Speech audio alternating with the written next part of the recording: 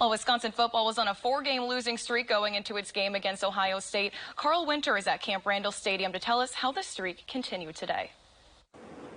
Chloe, Wisconsin's offense was a complete no-show. Once again, UNI scored as many points today as the Badgers did for the second consecutive week. Number 1 Ohio State comes into Camp Randall and beats the Badgers 34-0, an outcome that was never really in doubt. There were a few memorable moments, like the fake punt conversion from redshirt freshman Sean West in the fourth quarter and Rico Hallman's 2 pass breakups in the end zone. But for Ohio State, Julian Sayin tossed 4 touchdown passes, including 2 in the first half to Carnell Tate, and the Buckeyes led 17-0 at the half en route to the shutout win. It's the first time in nearly 50 years that Wisconsin has been shut out in back-to-back football games. The Badgers now 0-4 in the Big Ten with more major tests still to come. I'll have more later on in sports, but for now, Chloe, right back to you. There was little hope this week among Badgers fans that Wisconsin could stick with number 1 Ohio State. After all, it's difficult to have hope when your offense puts up 0 points the previous week in a shutout loss at home. This Saturday, more of the same. A lifeless offensive performance, and Wisconsin falls 34-0 at the hands of the number 1 Buckeyes. After the game, Luke Fickell and the players say there's nothing they can do but continue moving forward with 5 games still to play on the schedule. We're not dead. Got 5 games left, so I refuse to quit. And I'm telling that to my position room, to the defense, and some of the guys on the offense as well. Like, we're not dead. You know, there's no need to quit. We still got a lot to play for. We're not going to quit. Like, that's not an option.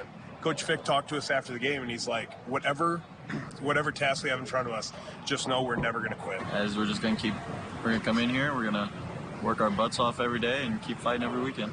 Here's how it went down. It was another disastrous first quarter for Wisconsin as the Buckeyes struck first on a 33-yard touchdown connection from Julian Sayin to Carnell Tate. Later in the first quarter, the Badgers turn it over on a Hunter Simmons interception. Ohio State turns that into a field goal.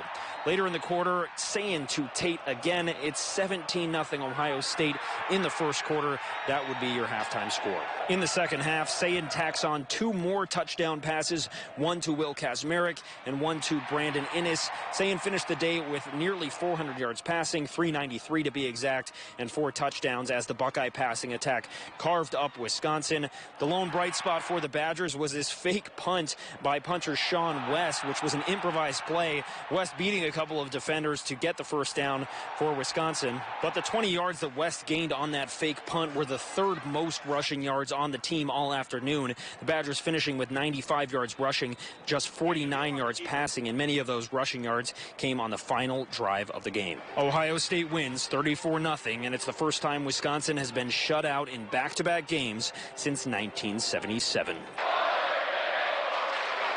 Danny O'Neal came in at quarterback late, but could not provide a spark for an offense that hasn't scored a touchdown in more than 11 quarters. You don't see a lot of successful offenses when you're having to change quarterbacks, so it's tough when, you know, we haven't. And I love both those guys. I care about those guys, but yeah, I don't know what we can do or what's going on there. You just got to trust each other, and it's not easy. But this isn't an easy game. And it's sure as hell not easy when you're trying to figure out who your quarterback is and you're bouncing back and forth. A few key Badgers also left the game with injuries. Cornerback Rico Hallman and running back Dylan Jones both exited and did not return. The brutally difficult schedule continues next week for Wisconsin as they go on the road to number 8 Oregon in Eugene. Reporting from Camp Randall Stadium, I'm Carl Winter.